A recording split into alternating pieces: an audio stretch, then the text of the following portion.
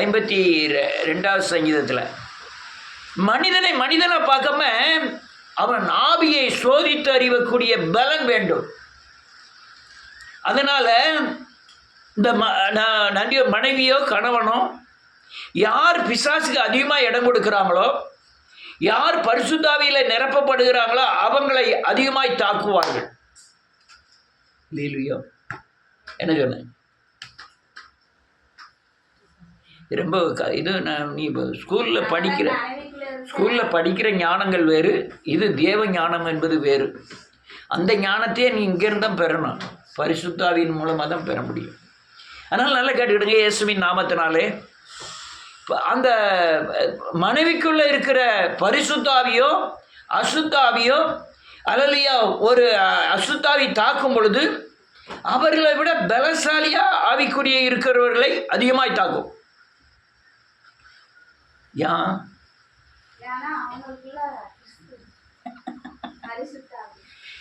அவங்கள அதிகமாக தாக்கும். நீதிமானுக்கு வரும் துன்பம் அநேகமா. இவன் என்னையா பாவம் செய்தான்? தாவீது என்ன பாவம் செஞ்சான்? ஒரு இஸ்ரேல் ஜனங்களுக்கு விரோதமாக ஒரே ஒரு மனுஷன் நின்று வா என்கிட்ட சண்டைக்கு வா, நான் ஜெயிச்சிட்டோம்னா உங்கள் ஆட்கள் பூரா அடிமை, அவங்க நீ ஜெயிச்சிட்டேன்னா எங்கள் ஆட்கள் பூரா உனக்கு அடிமைங்கிற மாதிரி ஒவ்வொரு நாளும் வந்து சொல்லிகிட்டு இருக்கான். அவனை ஒரு ஆள் போய் அடித்து எல்லாம் சரி பண்ணிட்டான். உடனே வீட்டுக்கு வரான். பாட்டு படிக்காங்க. தாவீது கொண்டது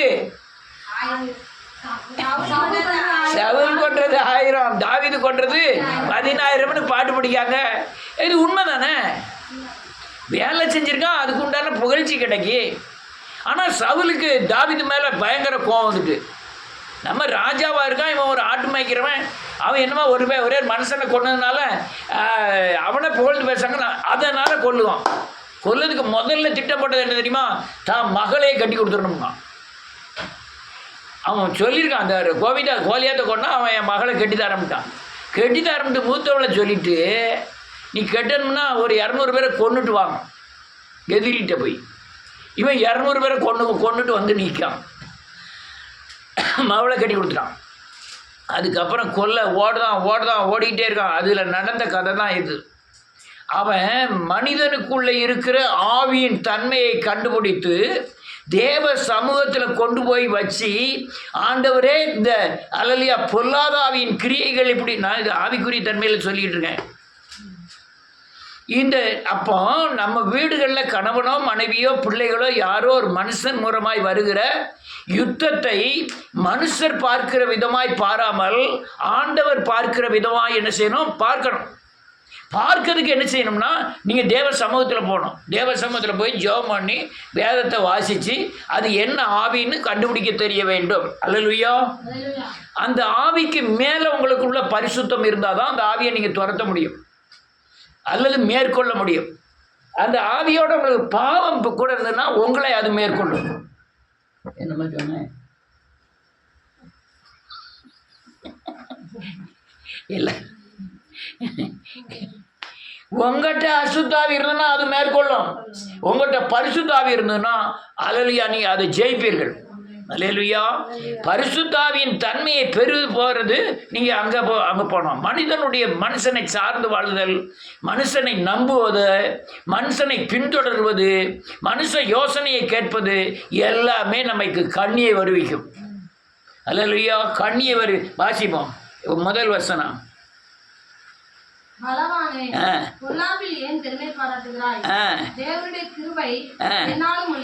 பொல்லாத பலவானாகிய பிசாசே, ஏன் பொல்லாப்பு செஞ்சு நீ ஏன் மேன்மை பாராட்டுகிறாய்? எனக்கு ஒரு கிருபை இருக்கு, நான் உன்னை ஜெயிக்க முடியும் தெரியுமா? அந்த கிருபை எனக்குள்ள இருக்கு. அல்லேலூயா. அடுத்த வருஷம் என்ன சொல்லுது?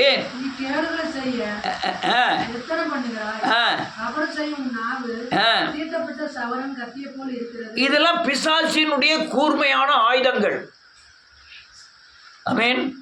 நல்ல ஜெபம் பண்ணிட்டு வருவான், நல்ல அபிஷேகம் இருக்கும், ஆண்டவர் இருப்பார். வீட்டம்மா வந்து சொல்லுது, என்ன ஜெபம் பண்ணிட்ட? சரசரன்னு யாருன்னு அபிஷேகம் பூரா என்ன ஆயிடும்?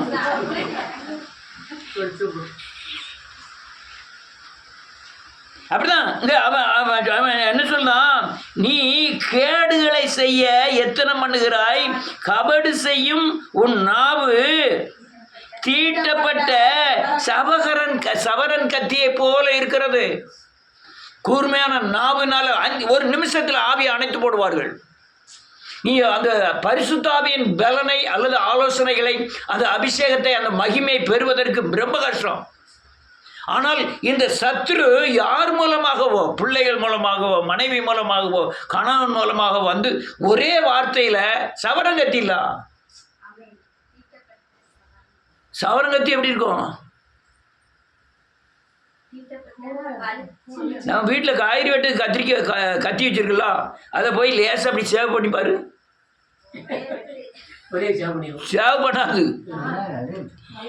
ஆனா கத்திய வச்சு இது சவரம் கத்தி வச்சு பண்ணு, சர்ன்னு எழுத்துரும். அல்லேலூயா. நீ அதுதான் சவரங்கத்தி கடுமையானது. அந்த வார்த்தைகள் வந்து அவனை பலவீனப்படுத்திட்டு அடுத்தால என்ன எழுதிருக்கு, யதார்த்தம் பேசுவதை பார்க்கிறோம். நீ அந்த சத்துருவின் தன்மைகளை குறித்து எழுதியிருக்க. ஒரு மனுஷனுக்குள்ள இருக்கிற சத்துருவின் தன்மை, நன்மையை பார்க்கிறோம் தீமையும், யதார்த்தமா சாதாரண பேசுவதை பார்க்கிறோம். பொய்யை விரும்பிட்டு இருக்க, கூட்டி குறைச்சி பேசுறதே பேய், சொன்னதை சொல்லலைன்னு சொல்றதே பயங்கரமான பேய். ஏன்னா 10 கற்பனையில் 1 பொய். சொல்லாததை சொன்னதும் தப்பு, சொன்னதை சொல்லலைன்னு சொல்றதும் தப்பு. இதெல்லாம் பயங்கரமான ஆதிக்கம் மனுஷனுக்குள்ள ஆதிக்கம் செய்கிற பயங்கரமான சக்திகள். அல்லேலூயா. வேதம் தெளிவா சொல்லுது. அல்லேலூயா. கபட நாவே சங்கரிக்கும் சகல வார்த்தைகளையும் சங்கரிக்கக்கூடிய வார்த்தைகளை ஒரு நாவை கத்தியாக்கி எதில் எதிர்த்து இருக்கிற அல்லேலூயா ஆத்மாவை வெட்ட பார்க்குற. அல்லேலூயா. அதுதான் கூடிய வர நீங்கள் பேச்ச விடுவது நல்லது. ஏன் அண்ணன், ஏன் அக்கா, ஏன் மைனி, எங்கே போகிற அந்த வீட்டு கதை என்ன, இந்த வீட்டு கதை என்ன, நான் அப்படியாக்கும் இப்படியாக்கும்னு நீ பேச ஆரம்பிச்சிட்டிங்கன்னா உங்களை பலவான் வந்து வீழ்த்திடுவோம். அல்லேலூயா. இரவும் பகலும் கர்த்தருடைய வேதத்திலே தியானமாய் இருக்கிற மனுஷன் அவன் பாக்கியவான். ஆனா நீ பேச ஆரம்பிச்சிட்ட அவுட்டு. அல்லேலூயா. அல்லேலூயா.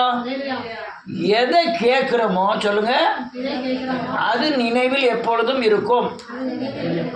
அப்போ நம்ம வேத வசனத்தோடு ஆண்டவரோடு தொடர்பு இருந்தால் அது மட்டும்தான் நினைவில் இருந்துகிட்டே இருக்கும். ஊடையில் நீங்கள் பேசுகிற காரியங்கள் எல்லாமே, அதுவும் சுடுத மாதிரி பேசுறது, சவரங்கத்திய மாதிரி பேசுறது, பொல்லாப்பு பேசுறது, அசிங்கமான இச்சைகளை குறித்து பேசுறது, இதெல்லாம் பக்தியை கெடுத்து அது மட்டும்தான் நிற்கும். அது இல்லையா? பெண்கள் அநேகர், ஆண்களை விட பெண்கள் வந்து இந்த அங்கே ஓடி போயிட்டாலாம அவன் கேட்டுட்டேன். இதெல்லாம் நமக்கு ஏன் அபிஷேகத்தை கெடுத்துரும். அது அப்படியா அப்படின்ட்டு நம்ம போயிட்டே இருக்கணும். நீங்கள் ஒரு நிமிஷம் கேட்டுட்டீங்கன்னா உங்களுக்கு இருக்கிற கொஞ்சம் அபிஷேகமும் பேரும்.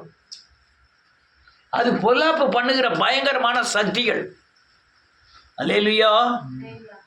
அப்படியே மனசுக்குள்ள நின்றுக்கிட்டே இருக்கும். அடுத்தால என்ன எழுதுக்கு 6வது வசனம் 5வது வசனம், அழித்து போடுவார்.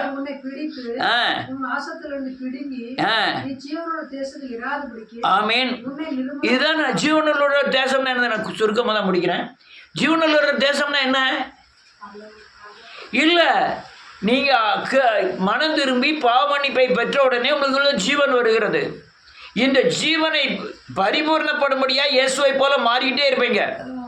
இந்த ஜீவனுள்ள தேசமாகி 1000 ஆண்டு அரசாட்சியில் பங்கு பெறுவதற்கு உண்டான இந்த இடைப்பட்ட காலம் கேட்கலா, இடைப்பட்ட காலம் இருக்குல்ல, ஜீவன் பெற்று பரிபூர்ணப்படக்கூடிய நித்திய ஜீவனை அடையக்கூடிய தன்மை, அதுதான் ஜீவனுள்ள தேசம். இதில் நீ சரியாக இருந்தால் தான் அந்த ஜீவனுள்ள தேசத்துக்குள்ளே பிரவேசிக்க முடியும். அதில் இராதமடி செய்வார். நான் என்ன சொன்னேன், யாராவது புரியுதா? நான் தமிழில் தான் சொன்னேன். ஏசுவின் நாமத்தினால் என்ன சொன்னேன்? இது ரொம்ப முக்கியமானது. என்ன சொன்னு கேட்கணும்.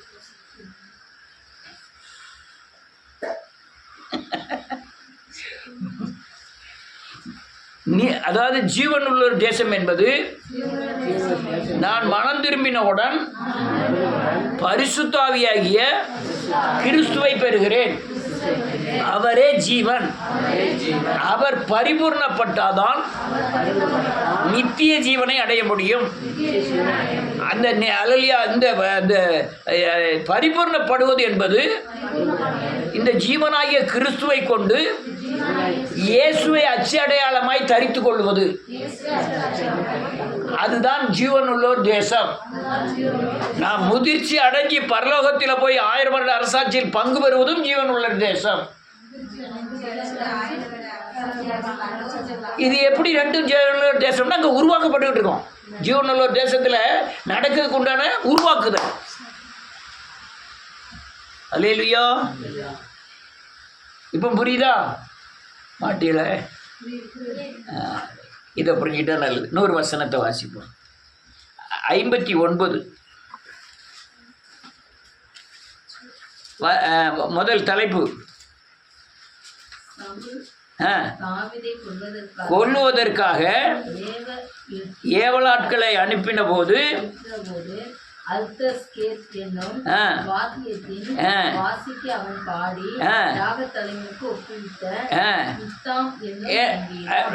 தாவீதை சவுல் எப்படியா கொன்றணும்னு ஆள் அனுப்புதான். ஓடுதானா? ஓட வச்சுதான். எங்க போறான்? உடனே வீணை எடுத்துக்கிட்டு தேவ சமூகத்தில் போய் இந்த காரியத்தை, இந்த பேயை பூரா எப்படி செய்துன்னு சொல்ல போறான். அல்லேலூயா.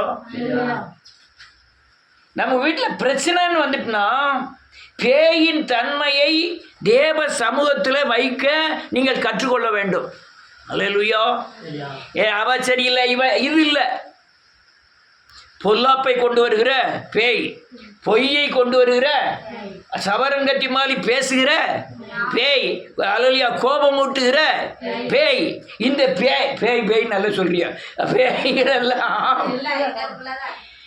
பேய்களெல்லாம் எங்கே கொண்டு போகணும்?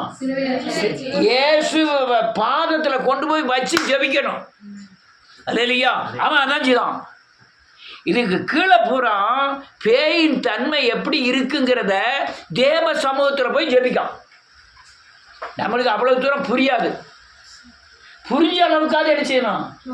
ஜெபம் பண்ணணும். போய் ஆண்டவரே, இது பொய்யின் பேய், இது அநீதி செய்கிறது, இது ஏமாற்றுறது, இது வஞ்சகம் உள்ளது, இது அப்படிதான் ஜெபம் பண்ணணும். அல்லேலூயா. நம்ம போனோம்னா ஆண்டவரே அவளை கொன்றுமா, ஆண்டவரே கையை காலை முறிச்சிடணும், ஆண்டவரே நாளைக்கு இருக்கப்படாத ஆண்டவரே.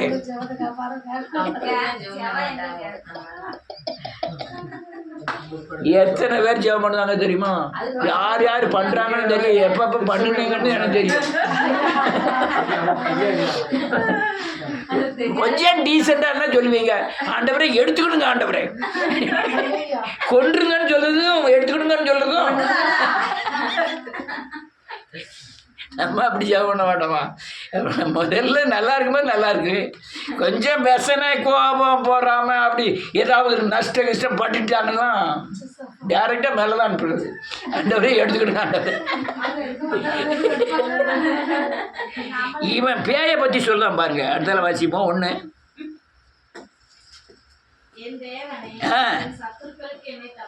தப்புவியம்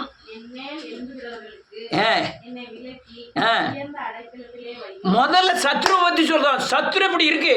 என்ன சத்ருவுக்கு என்ன செய்யும்? வேலை என்னை தப்புவியம் ஆண்டவரே. ஆனா அதுக்கப்புறம் என்ன செய்யும்? என்மேல் எழும்புகிறவர்களுக்கு என்னை விலக்கி உயர்ந்த அடைக்கலமாகிய உம்முடைய மகிமைக்குள், உம்முடைய சிறகுக்குள், அல்லேலூயா, உம்முடைய பிரசன்னத்திற்குள் என்னை கொண்டு போவோம் ஆண்டவரே. அல்லேலூயா. அந்த இடத்துக்கு கொண்டு போகணும்.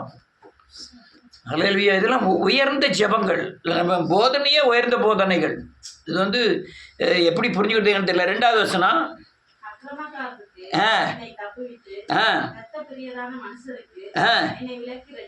இரத்த பிரியரான மனுஷன் அவன் எப்படி இரத்த பிரியரானா?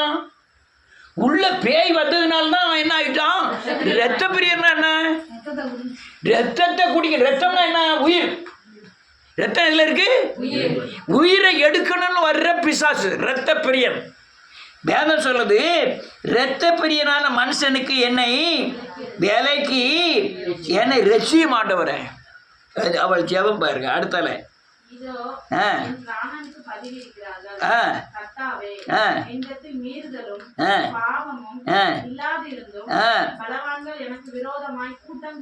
இவன் சொல்லும், இந்த கூட்டம் கூடுகிற எனக்கு பாவமெல்லாம் இல்லை, நான் மீறுதல் இல்லை, உண்மைதான் நம்பி இருக்கிறேன். ஆனா பலவான்கள் எனக்கு விரோதமாய் கூட்டம் கூடி என்னத்தை எடுக்க பார்க்கறாங்களா? முதல்ல என் பிராணனுக்கு பதிவு இருக்கிறார்கள். எப்படியாவது எப்போ அழிவான், எப்போ சாவான், எப்படி கொல்லலாம் அப்படின்னு செய்வனை வைக்கலாமா, பம்பளிக்கு போகலாமா, 200 ரூபா கொடுக்கலாமா? அல்லேலூயா. பதிவு இருக்கிறார்கள் பிசாசின் கிரியைகள். அல்லேலூயா. இதை நீ நான் சொல்கிறது நான் இன்னும் தெளிவாக இப்போ சொல்ல தெரியல.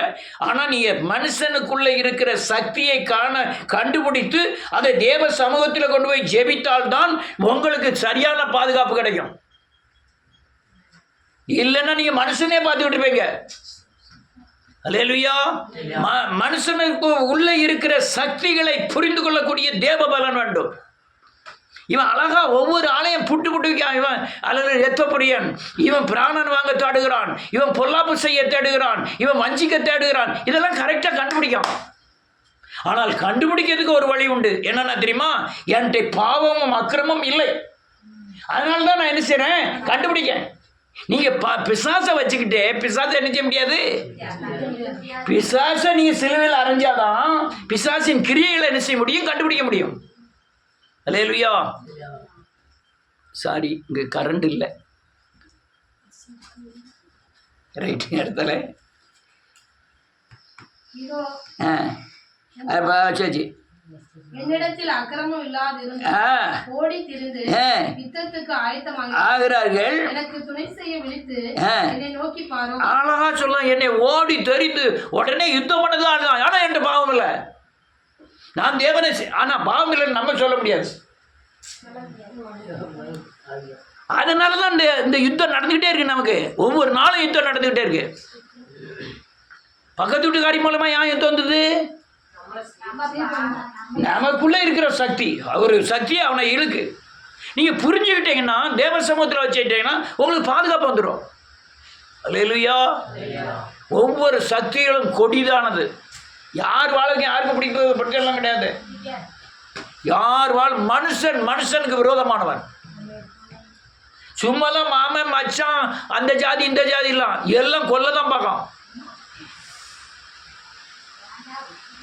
ஒன்றும் வேண்டாம், ஒரு ஆள் கை நொறிஞ்சிருக்கான், எவ்வளோ 10 பைசா போடுறேன். எத்தனை பேர் போடுறாங்க? சாப்பாடு வேணா எத்தனை பேர் கொடுக்குறாங்க? மனித நேயமே இல்லையே. அல்லேலூயா. ஒரு ஆளோட தம்பி கேன் கட்டிட்டு போகுது பாலியா வர்றதுக்கு. இப்போ எதிர்த்தால வந்தது நிக்கி கேனும் அவரும் ஒன்று போல இருக்காரு.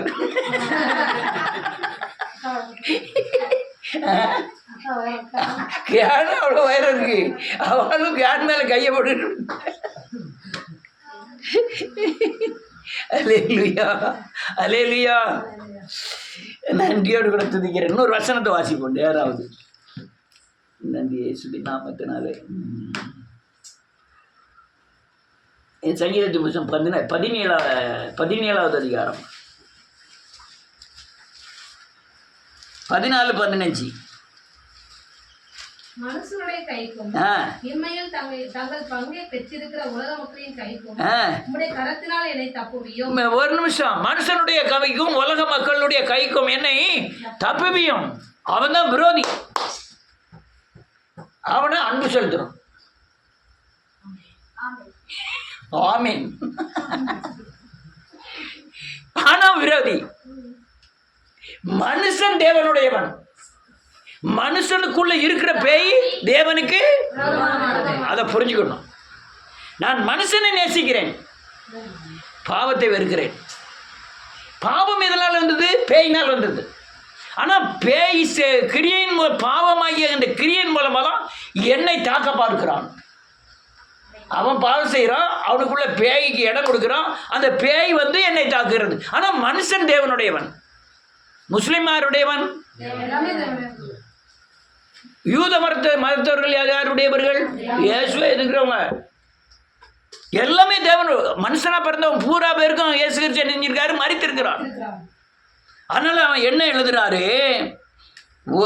மனுஷனுடைய கைக்கும் இம்மையில் பங்கு பெற்றிருக்கிற உலகத்தின் மக்களின் கைக்கும் உம்முடைய கரத்தினால் என்னை, இந்த உலக மக்கள் இம்மையில் இந்த உலகத்தில் அவர்கள் ஆசீர்வாதத்தை பெறுவதற்காக அவர்களுக்கு அனுக்கிரகம் செய்யப்பட்டிருக்கிறது. அல்லேலூயா. அது என்ன, நானே எவ்வளோ சங்கடப்படுறேன்.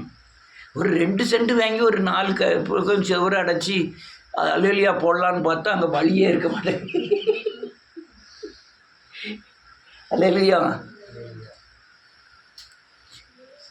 ஆனால் உலக மக்கள் என்ன எழுதிருக்கு பாருங்க அர்த்தல, அவர்கள் வயிற்றை திரவியத்தினால் நிரப்புகிறேன். அவன் யார்? உலக மக்கள் வைத்த தேவன் திரவியத்தினால் நிரப்புகிறார். அவர்கள் புத்திர பாக்கியத்தினால் திருப்தி அடைந்து தங்களுக்கு மீதியான பொருளை குழந்தைகளுக்கு வைக்கிறார். ஆமென். தலைமுறைக்கு சேர்த்து வச்சிருந்தாங்க. விஜயின் சொத்தின் மதிப்பு எவ்வளவு தெரியுமா? 613 கோடி. ஆனால் டிஎம்கேல இருக்கிற எத்தனையோ அமைச்சர்களுடைய சொத்து மதிப்பு தெரியுமா? 1000கணக்கில் கோடி. யார்? துரைமுருகனின் சொத்தின் மதிப்பு 3000 கோடி. நமக்கு 1 கோடியே கூட காணல.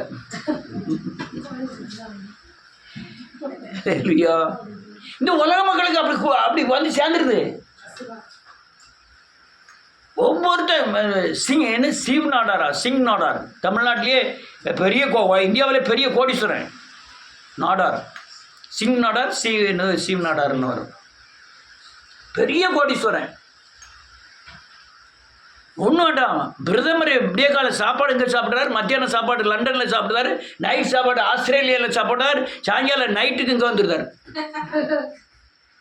நம்ம விடியகால சாப்பாடு கடையத்தில் சாப்பிடுதோம், மத்தியான சாப்பாடு இடைக்காலில் சாப்பிடுதோம், அப்புறம் சாயங்கால சாப்பாடு. இவர் எத்தனை கிலோமீட்டர் போயிட்டு வந்துருக்காரு?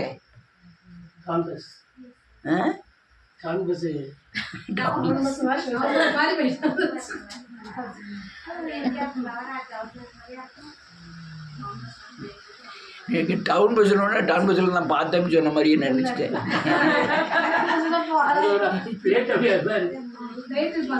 அவ்வளோ பெரிய கோடீஸ்வரர்கள். ஆனால் நமக்கு கரண்ட் இல்லை.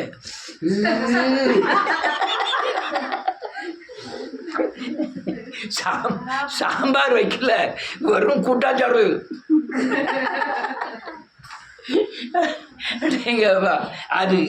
அதான் அங்கே கீழே எழுதிருக்கு. என்ன எழுதிருக்கு பாருங்க? நானும் அவங்களுக்கெல்லாம் மேலே உள்ளவங்களுக்கு தங்களுக்கு மீதியான பொருளை தங்கள் குழந்தைகளுக்கும் வைத்து போகிறார், தலைமுறைக்கு வைத்து போறார்கள். ஆனால் நானும் நல்லா பாருங்க, இவ்வளவு ஈக்குவல் எங்க வைக்கார் பாருங்க. தேவனை தரிசிப்பதுதான் இவங்க சொத்தின் மதிப்போட சிறந்தது. பிள்ளைகளும் வைக்கப்படும் சொத்துக்களை காட்டிலும் நீ தேவனை தரிசிப்பது மேல். அல்லேலூயா. நான் அநேக நேரம் சத்தியங்கள் கிடைக்கும் போது எனக்கு பெரிய பெரிய ஆசீர்வாதம் கிடைச்ச மாதிரி ஆயிரும். நான் இப்போ இந்த சொல்லிட்டு இருக்க சத்தியங்கள்லாம் அல்லேலூயா ரொம்ப ஒரு முக்கியமான ஒரு சத்தியங்கள்ல ஒண்ணு. அடுத்தால என்ன இருக்கு? நான் விழிக்கும் போது நான் உறங்கிட்டு இருந்தேன். விழிச்சு பார்க்க என்னுடைய சாயல் தேவனுடைய சாயலா இருக்கு. ஆமென். யார் சாயலா இருக்கு? தேவனுடைய சாயலா இருக்கு. என்னுடைய சாயல் நான் இவ்வளோ நாள் இருளில் இருந்தேன், இப்போ திடீர்னு வெளிச்சு பார்க்கறேன். நான் எப்போ என்னுடைய சாயல், என்னுடைய நடைகள், என்னுடைய பார்வை, என்னுடைய அலலிய நோக்கங்கள், என்னுடைய சித்தம் எல்லாம் என்னுடைய சிந்தையின் சித்தம் எல்லாம் உம்மிடத்தில் இருக்கிறது, உம்மை போல இருக்கிறது. அப்போ என்ன அர்த்தம்? உலக மக்கள் பொருள் சேர்க்கிறதை காட்டிலும், பணங்கள் சேர்க்கிறதை காட்டிலும், தேவனுடைய சாயலுக்கு ஒப்பாய் மாறுவதும், அலலியா நன்றி அவரை தரிசிப்பதுமே பெரிய சொத்து. அல்லேலூயா. ஒரே ஒரு வசனத்தை வாசி முடிக்கும். 31வது அதிகாரம் 20வது வசனம்.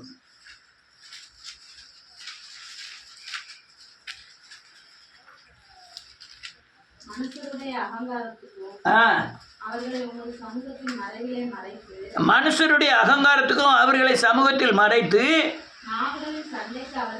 விலக்கி. ஆமீன். அகங்காரம் வந்துட்டுனா என்ன ஆகும்?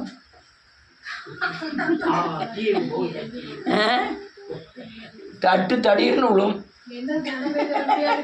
நின்றுக்கிட்டு குழம்பு ஊற்றப்படும்.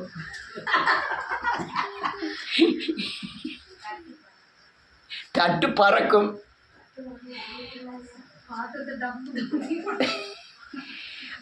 வாய் பேசிக்கிட்டே இருக்கும். நாவின் சண்டைகள், அகங்காரங்கள், இதெல்லாம் சகிக்க முடியாது. என்ன செய்வீங்க? எல்லாரும் யோசிச்சுப்பாங்க. நம்ம வீட்டில் சொன்னது இதெல்லாம் அங்கே எழுதியிருக்கு போல் இருக்கு. வேதம் தெளிவாக சொல்லுது, மனுஷனுடைய அகங்காரத்துக்கும் அவர்களை உமது சமூகத்தின் மறைவிலே மறைத்து, நாவின் சண்டைகளுக்கும் அவர்களை விலக்கி, உமது கூடாரத்திலே ஒளித்து வைத்து காப்பாற்றுகிறீர். இது ஆம்பளை மூலமாகவும் வரலாம், பொம்பளை மூலமாக வரலாம். ஆம்பளையோட அகங்காரம் மௌனத்திலே சாதிக்கும், பெண்களுடைய அகங்காரம் பேச்சிலே சாதிக்கும்.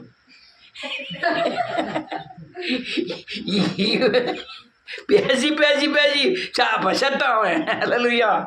ஆனால் இதை பூரா இவன் போய் ஜெபம் பண்ணுதானா, அங்கே ஒரு கூடாரத்தை அமைக்கிறாராம். அந்த கூடாரத்துக்குள்ள இந்த அகங்காரமோ இந்த வாயின் வார்த்தையோ உள்ள நுழைய மாட்டேங்கான். என்னத்தை போட்டு கத்திக்கிட்டு இருக்கேருங்க, எக்காடு காண மாட்டாங்க. அல்லேலூயா. என்ன எழுதியிருக்கு பாருங்க, அவர் உமது சமூகத்தின் மறைவிலே மறைத்து உமது கூடாரத்திலே ஒளித்து வைத்து காப்பாற்றுகிறேன். அப்போ இந்த வீட்டில் பிரச்சனை முத்தி அகங்காரம் கூடும்போது, வாயின் வார்த்தைகள் கூடும்போது நீங்கள் எங்கே போனோம்? அப்போ அவர் என்ன செய்வார்? தன்னுடைய பிரசன்னத்தை நிரப்பி, தன் மகிமையினால் நிரப்பி இவைகளுக்கு வேலைக்கு காப்பார். அல்லேலூயா. இதெல்லாம் பேய் பண்ணுற வேலைகளை சொல்லுது. வீட்டில் நடக்கிற பேய்களை வேலைகள். இதுக்கு ஒரே வழி தேவன், ஜபம், அல்லேலூயா, வேதவசனம். இந்த அடிப்படையில் போனீங்கன்னா எதுவுமே உங்களை பாதிக்காது. அல்லேலூயா. அதனால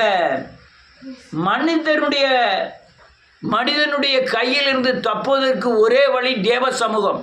தேவ சமூகத்தில் இருந்து வருகிற பாதுகாப்பாகிய மகிமை, பிரசன்னம், சாயல், அல்லேலூயா, தேவ வார்த்தை, இவைகளெல்லாம் உங்களை பாதுகாக்கும். பாதுகாத்தீங்கன்னா இந்த உலக சண்டைகளுக்கும் உலக அகங்காரங்களுக்கும் பேச்சுகளுக்கும் அல்லேலூயா நீங்கள் தப்பித்து கொள்ளலாம். அப்படி தப்பிச்சுக்கிட்டீங்கன்னா இந்த உலகத்தில் ஜேன்னு உங்களால் வாழ முடியும். அல்லேலூயா, வாழ முடியும். ஒரு நல்ல ஆயுதம் என்ன தெரியுமா? செவிடு.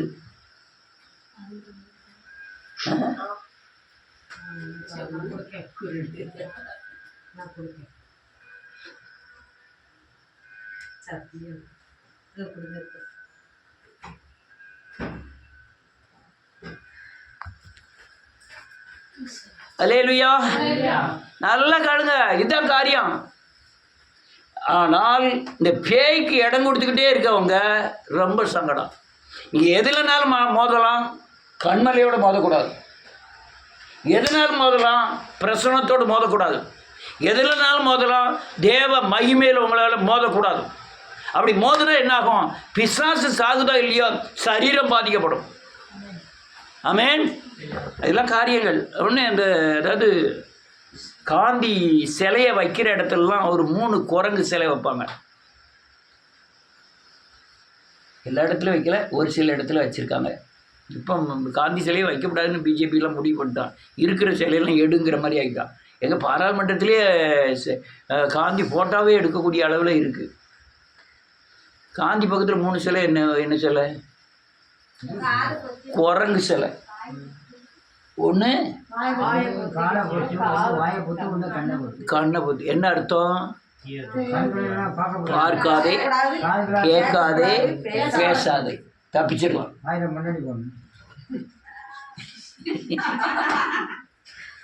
நீங்க பேசாம இருந்தாலே தப்பிச்சிடலாம். இப்படி